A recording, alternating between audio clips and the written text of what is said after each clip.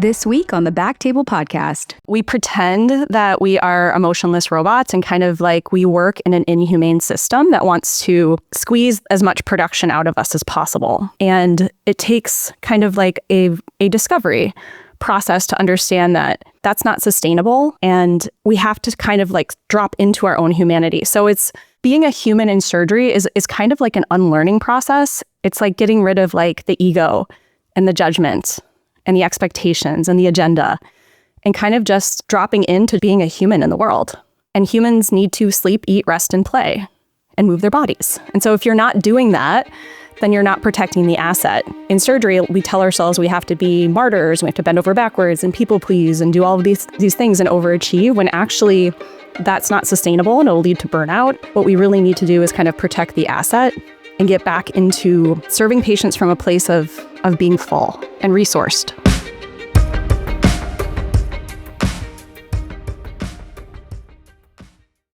Hello, everybody, and welcome to the Backtable ENT podcast. My name is Gopi Shah. I'm a pediatric ENT, and I'm here today with my co-host, brilliant partner in crime and life and podcasting, Dr. Ashley Agan. How are you?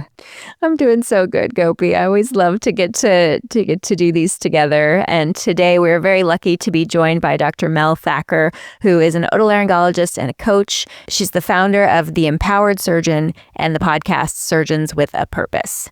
Mel is here today to talk to us about humanity in surgery. Welcome to the show, Mel. Thank you so much for having me. So before we get started, for people who don't know you, can you just tell us a little bit more about you and your background and your journey as an otolaryngologist and now a coach? Yes, absolutely. So pretty typical in terms of college, med school, residency. I came from the Midwest. I'm from Wisconsin originally. I did my residency at Baylor. And then I went into rhinology, which was kind of a last minute decision. So I did a fellowship. I came out of it with plenty of skill and then went into an academic-ish type of job. It was more perpetual employment. And I realized pretty quickly that I value my autonomy a lot. And so that wasn't a right fit for me. So I moved to Massachusetts where my husband's family lives, and I love the Northeast. I love New England. And I pivoted into a private practice, which I thought would be like the perfect fit because you get so much autonomy. And that worked for a while, but I ended up having panic attacks in the operating room. I've always had, some form of anxiety, and it kind of culminated in the form of panic attacks. And that's when I was like, oh my gosh, I have to stop and figure things out. And so I took some time off. I found coaching and I was like, what is this? Because I went through most of my life kind of unconscious, just running a million miles per hour on the treadmill and thinking that, this is life, and just overworking, never sitting alone in a room, never being present with my thoughts, and not recognizing that there was a part of me that was like a terrified little girl who didn't believe she was worthy. And I just didn't want to look at her. So I had kind of this dichotomy of this terrified little girl who thought I was a piece of crap and worthless, and this badass surgeon mom. And it was just this internal division, this loss of integrity, that eventually my human animal was just you can't ignore this anymore. You can't overwork and go on vacation and just keep going to the gym and never stopping and pausing and recognizing this and reconciling this. And so eventually I did. And then I came out of it completely different. And I was like, wow, I'm a better surgeon. I'm a better wife. I'm a better mother. I'm a better human. And so last year was kind of my year of capacity, where I pitched and delivered a TEDx talk. I then delivered another TEDx talk in March, which is not quite live yet. But I also started a podcast, started a social media following, launched a coaching business, and also showed up at my day job. And I was like, wow, I can do so many things. This is so fun. So you initially found coaching for yourself. How did you decide to be a coach? I've had coaching, but I don't know if that's something, I realize that would be, receiving coaching is very different than maybe providing coaching. Yeah, I think I realized that I always was a coach. I've always coached my patients, and doctors are coaches, whether they believe it or not. So once I kind of recognized that I didn't want to go into coaching, I kind of resisted it for about a year. And then I was like, oh my gosh, I feel this whisper, this pull. So I got my coach certification through Martha Beck Wayfinder coach training, which is an amazing coach training program, by the way. And I started coaching and I was like, oh my God, I'm really good at this. So, and then I couldn't stop. I was like, I love having this impact. Like, this is so much fun. Like, I get to like impact people just by talking to them. And in your medical training or education, did you ever have any sort of education, information, books, articles, talks, anything that was specific or related to some of the themes that maybe you found when you went through or had some coaching or continue to have the coaching? No, none at all. It was like, once I was like, oh my God, we're not our thoughts. Like, thoughts are optional. Like, thoughts create feelings. Feelings drive actions. Actions create results. Like, I have complete control over the results in my life. Like, what is this? I just thought I was my thoughts. How did you find your way to coaching, like to receiving coaching? Like we were talking about kind of being in this, on the rat race, on the treadmill, just kind of like spiraling, panic attacks. At what point did someone say, hey, maybe you should have a coach? Or, tell me more about that if you're comfortable. Absolutely. Yeah. No, it's kind of funny because everybody around me was just trying to kind of like cover it up, not to like have judgment about my colleagues, but they were just like, figure this out. Like, let's just sweep this under the rug. Don't talk about it. And my husband, is watching me and he doesn't know what to do. Like, God bless him. Like, he's just like, I don't know how to help you. Like, I'll do everything I can to like take care of our kids while you're going through this. But one of my best friends who's not a physician has a friend. So it was like a friend of a friend. And she was like, you should really reach out to this person. And like, once I reached out to her, I was like, oh my gosh, like this is really helpful. Psychiatry wasn't really all that helpful. Therapy wasn't really all that helpful. Coaching really resonated with me because it's kind of like understanding what it's like to be a human being and looking at it from a place of curiosity and compassion instead of, judgment or pretending like you are something that you aren't. So for anybody who's listening who maybe hasn't had experience with coaching, or this is sort of a new, because I feel like coaching's become a little bit more of a buzzword in the last couple of years. Can you tell us a little bit about coaching, like what it's like, what are the themes, what a session potentially would be like, or what you do outside of a session? And because we kind of have an idea maybe of what therapy is like, but unless you've kind of had some coaching, I think it's hard to understand what it is. Yeah. Like what's the difference between coaching and therapy? I think is helpful for people who haven't experienced both, maybe. Yeah, coaching is more of a discovery. It's like discovering who you are, and it's very future focused. Whereas therapy is very much like uncovering and going back into the past and recovering. And coaching is also, it's meant to take someone who is functional to a place of high functionality, like to the next level, versus therapy and psychiatry, which endeavors to kind of take somebody who's not very functional to a place of functionality so that they can kind of get through. That's the main difference. Yeah. And I think people are comfortable. When you think coach, I think a lot of people, your brain just goes to like sports because that's a very common thing culturally is like, oh, you got to, if you need to work on your golf swing, you get a coach for that. Or, and so it's like very focused too. Like I feel like coaching, it's like we're going to work on this thing. And it's a little bit more about what's your goal and how are we going to help you figure out your way to your goal. I agree with that. And it's similar. And we are kind of performance athletes as surgeons, but you can think of it as having kind of like mouse vision and eagle vision. And so it's nice to kind of have the wide lens and to think of yourself like, I'm a human being. I have lived, I'm almost 45 now. So if I go 0 to 100 and I could potentially live to be 100, I've already done all of this in my life. Like, what do I want to do for the next, hopefully, 40 years or more? And what do I value and what's important to me? And so getting very clear on that and then understanding kind of who you are as a human being. A lot of coaching brings up some old emotional wounds and traumas. And so there has to be a healing, like you can't gloss over that part. And coaching kind of understands that as human beings, we have some very specific requirements. And when we're in surgery, we kind of overvalue the mastery and the competence. We give our autonomy to our program for the mastery and the competence. And then we like hang our hat on having mastery and competence. And that's like our one piece of worthiness when there are so many other things that are needed to be like a fulfilled human being. Let's go into what we're going to talk about today, because that maybe another piece of this is humanity, right? Humanity and surgery. Mel, we're like, okay, we're going to do this topic on humanity and surgery. What is humanity and surgery? What do we mean by that? Yeah. So as humans, whether or not you want to be a human, like you are. So we pretend that we are emotionless robots and kind of like we work in an inhumane system that wants to squeeze as much production out of us as possible. And it takes kind of like a discovery process to understand that that's not sustainable, and we have to kind of like drop into our own humanity. So it's being a human in surgery is kind of like an unlearning process, and it's like a subtraction. It's like getting rid of like the ego and the judgment and the expectations and the agenda, and kind of just dropping into being a human in the world. Like your patients are human beings, like you're a human being, and humans need to sleep, eat, rest, and play and move their bodies. And so if you're not doing that, then you're not protecting the asset. And so in surgery, we tell ourselves we have to be martyrs, we have to bend over backwards and people please and do all of these things and overachieve, when actually that's not sustainable and it'll lead to burnout. What we really need to do is kind of protect the asset and get back into serving patients, but serving patients from a place of being full and resourced. Do you think, I think about this a lot. Residency is long hours, it's large case volumes, taking care of lots of patients, taking care of very sick patients, doing very challenging things, which you can do for 5 years. I don't know if you could be at that speed for 30 years, but I don't know. I think everybody's different. Maybe some people can, maybe some people can't. But I think for me, when I reflect, I think, okay, some of the habits that I have were learned in residency because that's, it's kind of like muscle memory, right? You're going through the thing. And I do appreciate that part of residency is building resilience and being able to do hard things and being in a stressful situation and still being able to take care of people.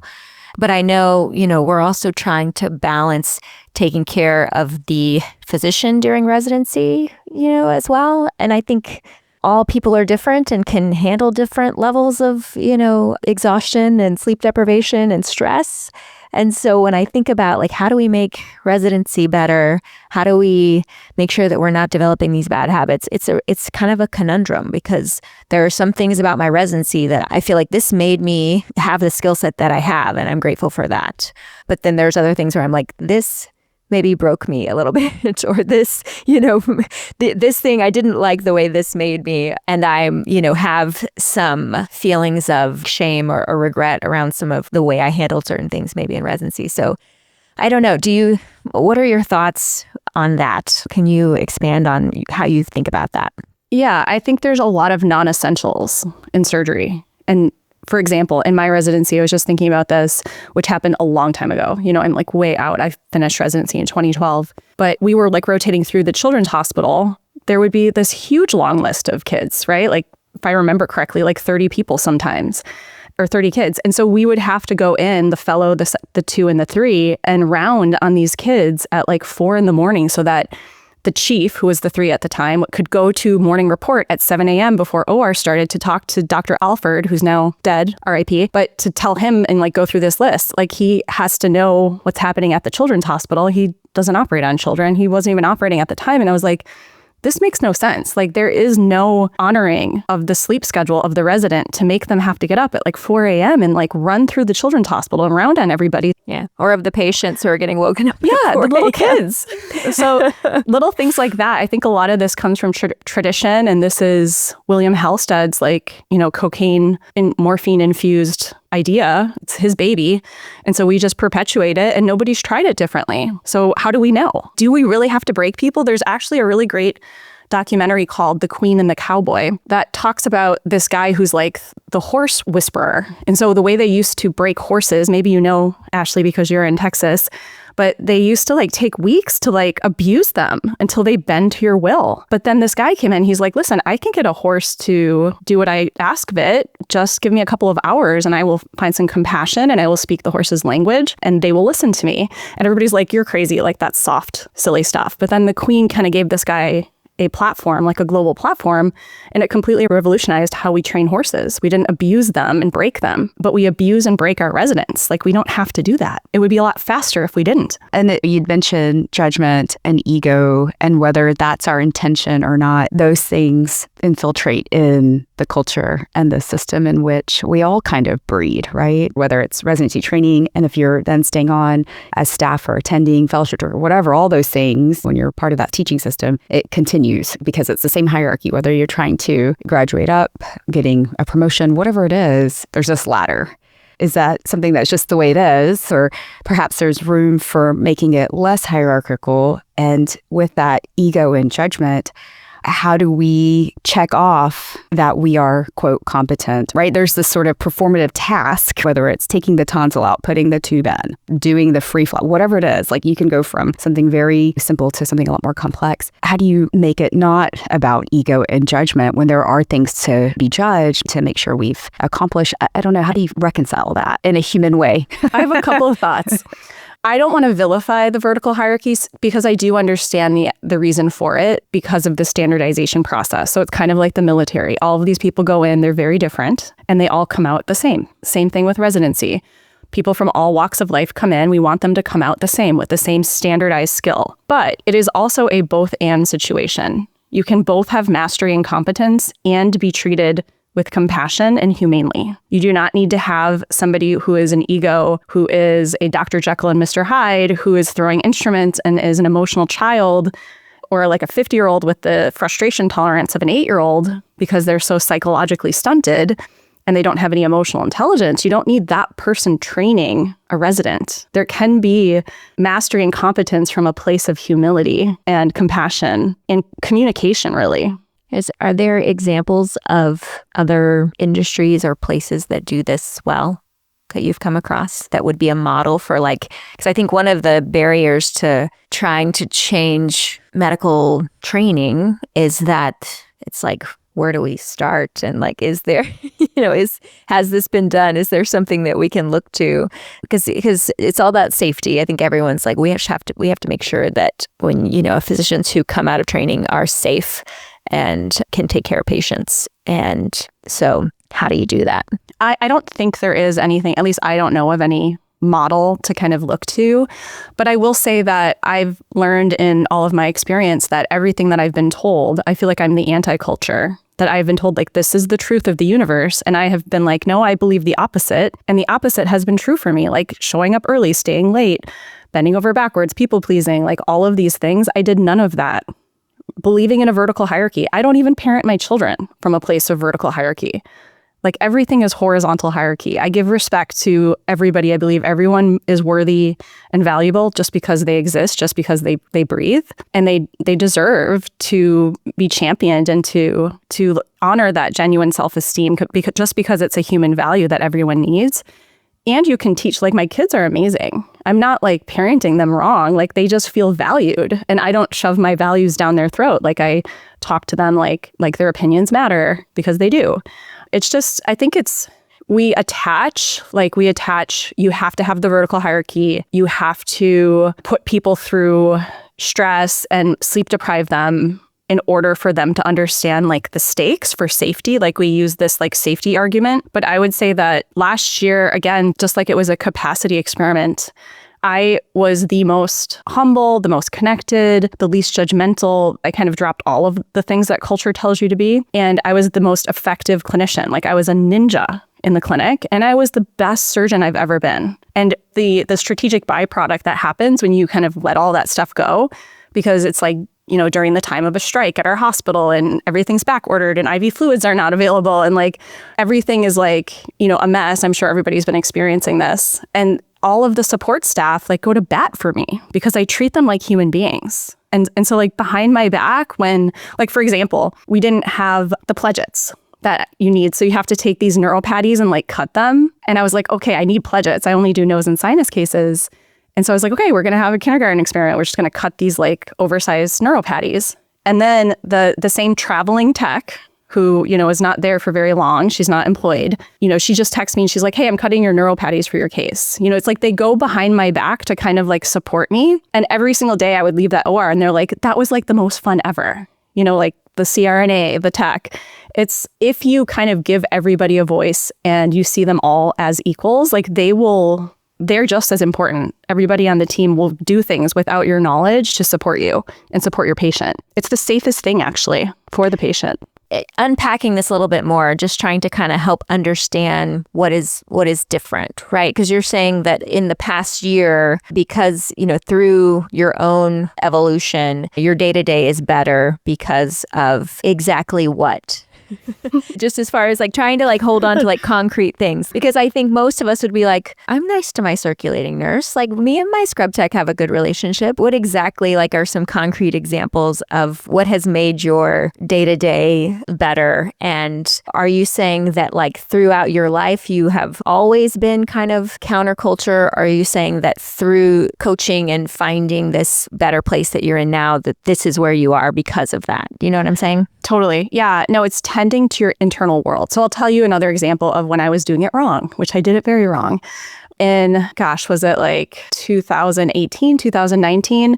I kept pushing our surgery center to get new towers. They had these like towers that were SD, not HD, and I could not see. Like blood would get in the field and I'm like, I can't make out anything. And so I couldn't do my sinus cases. And I had 11 cases booked that day. And I had been given promises that they had gotten like the right towers. And I go in there and when there's no blood in the field, I couldn't really tell. But then as soon as blood got into the field during a septoplasty, I'm like, I can't see anything. And so if I had the coaching tools, I would have dealt with that very differently. But what I did was I freaked out. I got really mad. I was really pissed off. I went and yelled at the leadership for the surgery center. And then I ended up crying, like in the bathroom, right? And I canceled all my cases.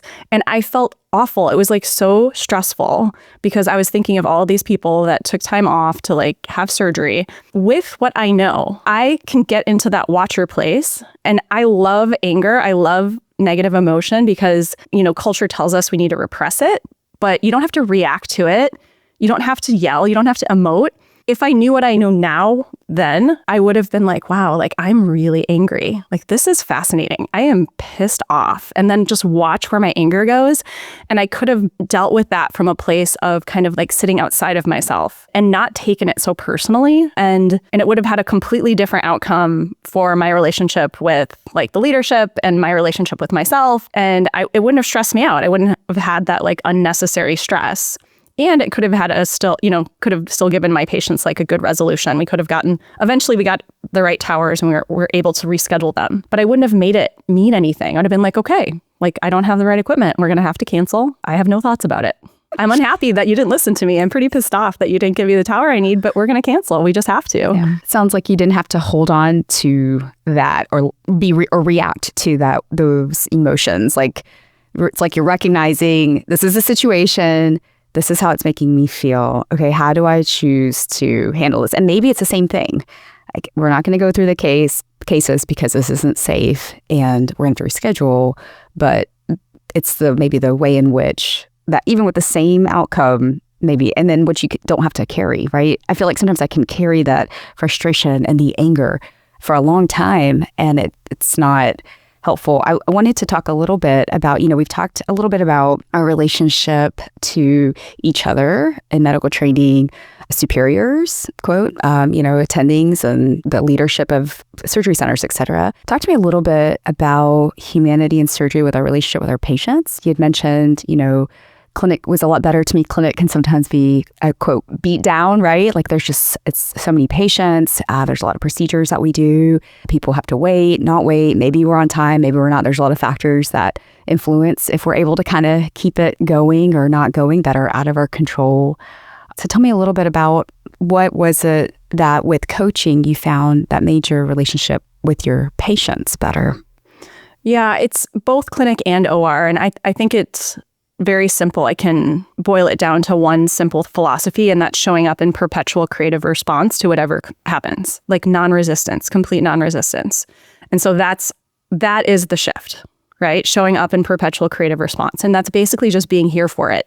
Like a patient comes in, they burst into tears. Like I lean in, I get curious. I don't have any thoughts. And that is like being the human, like holding space for people. Basically, that's what we have to do is hold space for patients. And it's not unlike parenting. So my daughter's very emotional. My son is a little more stoic, but if she comes in and she's very dysregulated, it is my job to be regulated. I have to be like as big as the sky. And she comes in with her little storm and comes flying through, and I have to be like, listen, all of this is safe. Everything you're feeling, like I'm here and leaning in and like, I love you. And this is all normal. It's all okay. Like feel it all.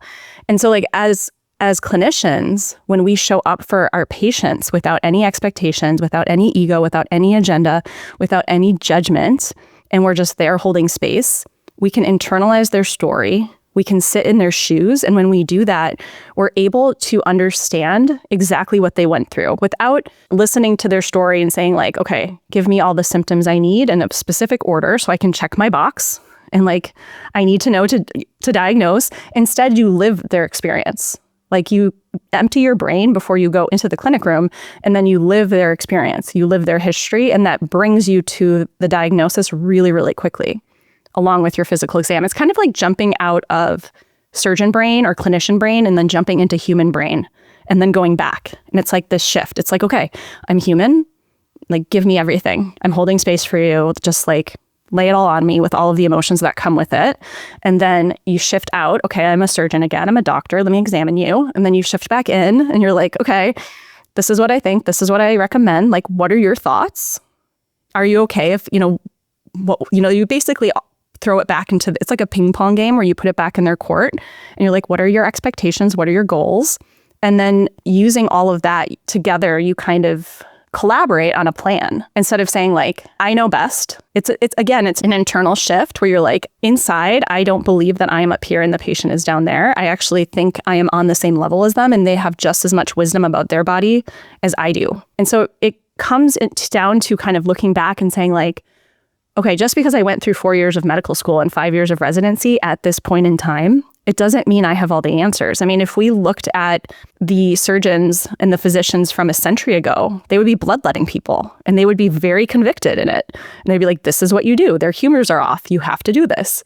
So it's like, we're very convicted in how we approach patients, but we could be completely off. And a century from now, people could be like, what are they doing? Why are they putting ear tubes in people and like taking their tonsils out and operating on cancers or whatever it is? How does the pressure of time, the 15-minute slots, the, booking of X amount in a certain hour, having to get through, how does volume and I feel like the lack of time, or is there enough time once you make that shift? How do you reconcile that with how you run your clinic from a place of empathy where you can actually feel, listen, ping pong back and forth between having that empathy for what your patient's saying, providing that space, and then getting back into, quote, clinic mode to then, okay, let me get my assessment and go back and forth. How do you manage time with that?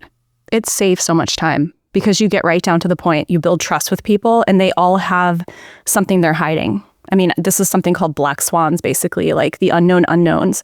And so there's a question behind the question is the other way that Brad Block talks about it. But like a patient, for example, will come in with globus sensation and they're terrified they have cancer, but they don't want to tell you. And so until you create a safe space for them to talk about that, and they're like, oh my gosh, like my neighbor's uncle died of throat cancer, right? Once you get down to what their fear is, to what the real thing is that's happening within the brain of that patient, which you have to do by developing trust with them and rapport, now you've saved yourself all this time. If you don't get to that, like the root of the problem or the root of their concern, they're going to leave and be like, I was not heard.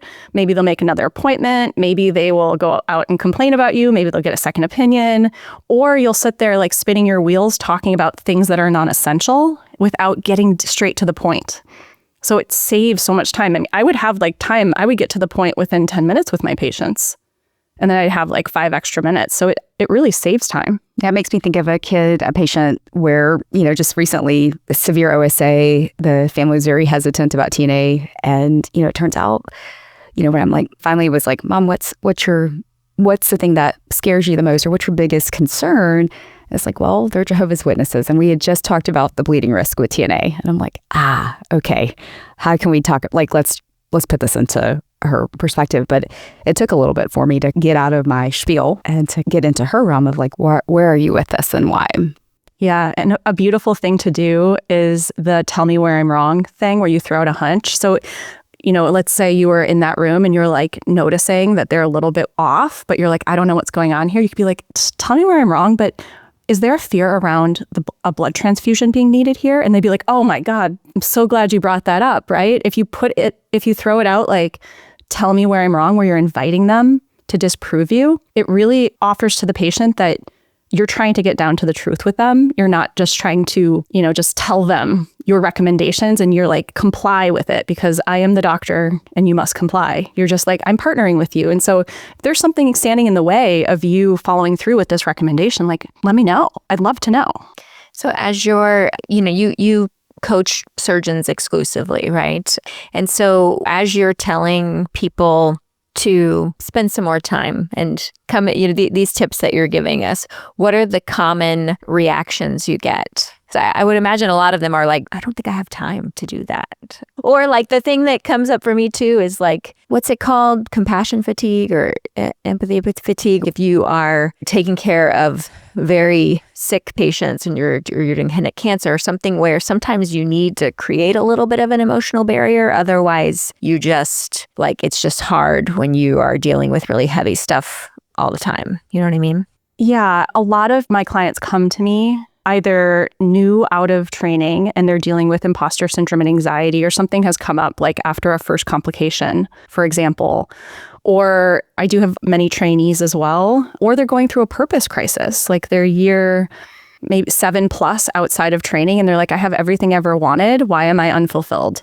Like, what is going on here? So people come in different places, and I never offer them the answer. The wisdom is within them. So it takes like working through these issues one by one for them to understand what the real problem is. And they know the answer. I do not know the answer to that question for them. I just kind of hold their hand. And I think of it as like being in Dante's dark woods where they're like in a fog and they have no clarity. And I'm like, okay, let's go through these obstacles. Here's an obstacle here. And we work through it. And how we do one thing is how we do everything.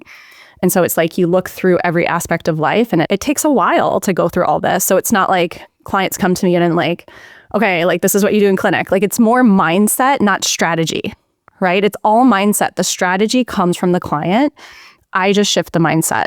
I help them shift their mindset. And so that makes me think of sort of this relationship that we have with ourselves, knowing who we are, I guess, taking the time to reflect on things and these buzzwords like imposter syndrome. Talk to me a little bit about the significance of the relationship that we have with ourselves, because a lot of this, I think, is probably, yes, okay, we're taught to have empathy, or we're supposed to be making this about being compassionate to our patients, how we treat our colleagues, our teams in the OR, our clinic staff, etc. What do you find in your practice with your clients about relationships that people have with themselves, or how we treat ourselves, or what we allow ourselves to think, do, feel? Yeah, I mean, I think it's so interesting because how we talk to other people, whenever we judge other people or we're hypercritical of other people, we're basically showing the world that's how we treat ourselves. It means we're hypercritical of ourselves. And so it's really useful to learn that, especially trainees who are vilifying people like chief residents or attendings who are mean to them. It's like if they're talking to you like that, they are not kind to themselves. They're basically showing you how they treat themselves. And a lot of my clients start to recognize that they are really mean to themselves and they don't know who they are underneath their surgeon identity. And I think it comes from the stunting of our psychological and emotional growth, because we go through these like developmental stages. We all know that in pediatrics, like you learn to suck at first. And then like once you get the sucking down, you can like get milk, and then you like hold your head up and all of the things. And we go through it through pediatrics. We all know this. But we develop throughout our lives. In fact, we develop well into old age. We're at the age of like 85 or 90. We start to think about our legacy, and we start to think about how we're going to transition out of life into death and what we're leaving behind and all of these things. But we can't do two things at the same time. Just like a baby can't learn to like suck and it can't learn to hold its head up. It has to do one or the other. And so in our journey, we stop focusing on psychological and emotional development, and we focus on academic and professional development. And that's why you have these 50-year-olds with the frustration tolerance of an 8-year-old, because they're still stuck psychologically and emotionally in childhood. And we overvalue kind of like the external validation. And so in the journey of the surgeon, you go through this striving, future focused through school, and you're like, okay, get the A, like pass the test, graduate top of your class, like get into medical school, and your eye is always set on that future focused goal in the horizon. And that keeps you going because we're striving species. And then in residency, it's all hustle culture. So you're just trying to like hustle your way to stay alive, to survive, basically. And then after that, it's chaos and catalytic events. And so you're in the middle of the chaos of being a new attending. And so nobody stewards you from trainee to attending. So you have to learn how to do that on your own. And then you're dealing with like your very first complications and the buck stops with you. Nobody's coming to save you. And you realize, okay, now I have litigation and I have reputation anxiety, which I never had before. And so all of these new feelings come up and you have to literally go through a death and a rebirth all at the same time, typically while you're maybe uprooting your family from one part of the country to another part of the country. So an old version of you is dying and a new version of you is being born, not only as a trainee into an attending, but also the version of you that was living here and now you're living there. And if we don't pause and let all of that happen, because it's a lot of internal shifting, it's not a lot of external things happening, it's like literally dissolving of an identity and it's not comfortable, then we're going to stay stunted and we're going to live unconsciously and we're going to pleasure seek and we're going to play stupid social games where we look at our neighbor's car and we're like, what do they drive? Or we look at our friend's vacation. Where are they going on vacation? And we're like overvaluing power, status, and wealth and things like that. And that's what a lot of people get stuck in, is like this unconscious living. And so it's like recognizing that and then living consciously and being like, oh, I am still a child in like my psychological and emotional development, even though I'm the chair of a department or whatever it is. It's starting there. And then you're like, okay, let me get to know who I am outside of my surgeon identity and then start developing. Yeah, I think that makes a lot of sense. And I would imagine this is not just like a surgeon problem. I mean, not at all. Like this is widespread. And I think sometimes it's hard for me to separate that striver, that I'm trying to think of how to phrase this. It's like, do we need to martyr? Do we need to struggle and be really down in order to like achieve? Can you get there without going through the valley of darkness and, the tunnel of doom? Am I making sense? Like, well, you can't, you have to go through death and rebirth. That has to happen. Okay. So humans are cyclical. We go through death and rebirth, then we go through dreaming and scheming, and then the hero's journey and then the promised land. Okay. We cycle over and over and over again until we die. Very different than linear growth, where we think we start out small, ignorant, and helpless, and we go up and up and up, and we have all the power and status and wealth because we are millionaires or we are the chairs of departments or whatever it is. Like, that's the arrival fallacy. You never arrive and sit at the top of your mountain and be like, I finally made it. Let me just enjoy the fruits of my labor. No, you're going to have to open another loop, but it doesn't mean you have to go through unnecessary cultural recommendations like toxic martyrdom. Like, that is absolutely unnecessary. Nobody needs to martyr themselves. That comes from like Catholicism. It's just not useful and it's not sustainable. We're not going to have surgeons if we're all martyring ourselves into the ground. And one thing I will say that is such a useful reframe of how we show up as surgeons is to think of what we do as serving instead of helping or fixing. And this comes from, it's an article by a physician named Naomi Remen. And she wrote it in the 90s, and it's called To Help, to Fix, or to Serve. And when we help, we assume that the patient or the world is weak, okay? When we fix, we assume that the patient is broken. And it's very easy to get into that assumption, especially like in fields like orthopedic surgery. You're like, yeah, their bone is broken. Like, it's literally broken. They're literally broken. I fix bone. Like, that's what I do. But we're actually serving patients. And when we serve, we assume that they are whole and complete. And we can serve from a place of pain, like all of our suffering serves. I can see a patient and they can tell me a story that maybe I relate to, and I can offer my experience, ask their buy-in first and say like, actually, I've been through something similar if you'd like to hear about it. And I can share it with them. My panic attacks in the operating room have served me because I've learned how to elevate my self-concept from somebody who has severe anxiety to someone who can show up with fear and show up anyway and, execute surgery excellently despite it. And so when we serve, we assume they're whole, and it actually fills us up. When we help and fix, and we're helping and fixing and helping and fixing, that is energy depleting. We're going to burn ourselves out, and we can do everything the same. Like, I wonder how many service-based activities we're doing, like going to clinic, taking patients to the OR, calling patients back, returning messages, taking call without a service mindset, in resistance, in drama. But when we serve, it's for us. So if we're doing a service-based activity like, say, calling a patient back, if we're doing it from a place of service, it doesn't deplete us as much. Not to say that we should be calling every single patient back. Like some patients, you can be like, actually, you need to make an appointment. I'm not calling you back. You don't need to talk to a surgeon. But if we're going to do that, where we're going to call a patient back and answer those messages, or we're going to go to clinic, we have the option to go to clinic with frustration and resistance, or we can go in and be like, I'm so excited. Like I get to like serve all of these people. I get to help these people. Like this is such an honor. I actually remember during the pandemic, my husband staying home with our 2 little kids. And I was like, I do not envy you. Like I'm going to go to clinic and talk to like 20 unique adults. And I would much rather do that than hang out with like a 5 and a 7-year-old. Yeah. Yeah. Homeschooling during COVID was brutal. I do specifically remember talking about kind of like serving and how as physicians, like our job is, serving, it's service, and talking to a therapist about how I was feeling so guilty that I wasn't doing any sort of volunteer activities to, help serve my community. And she was like, your job is service. Like you serve when you are working. Because I was like, that's my work bucket. I need to have like a volunteer. I'm not filling my volunteer bucket. I need to do more community service. There's all the shoulds. Like, I feel like I should be doing this. I should be doing that, as opposed to just being like, I get to go serve and help people today. Like you said, it's kind of like all about how you think about it, your mind shift.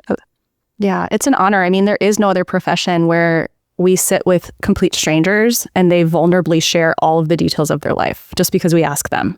They trust us with that. It's like very cool when you think about it. Do you feel like with more technology coming into medicine, I can see lots of ways it's potentially helpful? I mean, I've already had lots of patients who have told me about how, I put my symptoms into ChatGPT and this is kind of the conversation I had with it. And like, sometimes I'm like, well, actually, like maybe we should run with that. Maybe it's right. Like, let's explore that. Like, it's kind of I think it is I think it is better than a Google search. It is kind of like they're coming a little bit more informed. But are there any things that you see as we talk about humanity in medicine, which is like humans specifically means being human here as we're serving and taking care of people? Is there anything that you are more skeptical about how it will affect the patient-doctor relationship? Could this go awry and take us, away from this better doctor-patient experience that you've been experiencing, that you're having? No, because AI will never be able to identify the black swans, which are the unknown unknowns. You need a human being. AI can identify the white swans. These are the known knowns. AI can diagnose. It can say, yes, you meet criteria for tonsillectomy. You should have a tonsillectomy. Or it can say, like, based on your symptoms, you have acute sinusitis. You should be treated with antibiotics or whatever it is. But you need that human relationship. Even when patients leave the office and they don't need surgery, you're still giving value by holding space for them, by listening to their story, by acknowledging and validating them. Like, that is a huge value add that we don't get compensated for, that isn't recognized in like the revenue cycle. It's CPT codes and, ICD-9s or whatever, but the more CPTs we do, and we get very stuck in kind of this transactional where it's like, I need to do this and that I get this back. But it's not transactional. Like, the human piece is non-transactional. We're giving value all of the time. Every single time we sit with a patient and let them tell us their story, that is giving value. And you can't get that from AI. Yeah, it's like maybe data, facts, plans, risk assessments may be something that AI can guide us with. But in terms of who can I talk to and maybe create that connection with, and any practical approaches or daily practices, for me, I know how I am. Like, I need something concrete. Tell me what I need to do. I like homework. I want something concrete. And is there something that we can do as ENTs to help us stay connected? Because it's daily, right? Like, these are daily habit changes, behaviors, small steps that to then rewire, or whatever the right terms are. But any habits or approaches that someone could take daily to focus on empathy, humanity, self-awareness, compassion, connection, anything, mindfulness. Yeah, I mean, I don't have great like prescriptive tactical things. I'm more mindset over strategy, but I can give you 3 essentials that make it very easy. If you follow these 3 essentials, you will be amazing. You will have success. Everything will be great. Everything else is drama, okay? The 3 essentials are protect the asset. You're the asset, and your asset is your human. So you've been gifted this human. Like literally, you have this human animal that you have been given, and you only get one. And your human animal is no different than any other animal. It has a limbic system. It has an emotional system that the emotions need to be acknowledged and processed. When you repress things like anger, it comes out. There's plenty of data to support this. It's going to create disease. So you have to engage with your animal. Your animal talks to you in sensations and emotions. You have a body that requires 7 hours of rest. It needs play, meaning that you do something that lights you up and that doesn't have some sort of end product at the end. You're just doing it for the process, not for the product. You need to move your body. You need to eat healthy foods. You need belonging and connection and relatedness. You need transcendence, purpose, and meaning. These are all things that your human social primate animal needs. Protect that asset, okay? Second thing is serve the patient. Serve that patient. And when protect the asset comes up against serve the patient, you're going to have to look at that and decide, where do I have to set boundaries? And then the third thing is reverse engineer the result.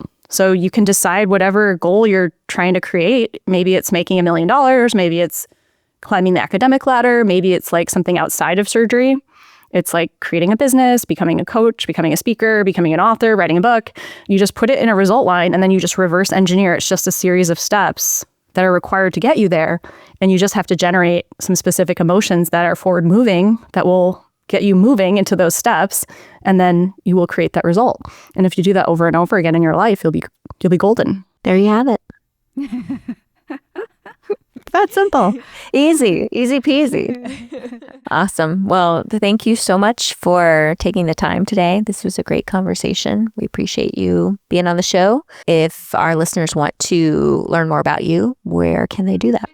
Probably Instagram is best at _surgeon_coach. And then melthackercoaching.com is my website. Check out the podcast Surgeons with a Purpose. And my great podcast. Episodes. Yeah. I mean, starting with the first 2 episodes on imposter anxiety, all that, it's excellent. So it's really great, Mel. Thank you. You're so welcome. Thanks for having me.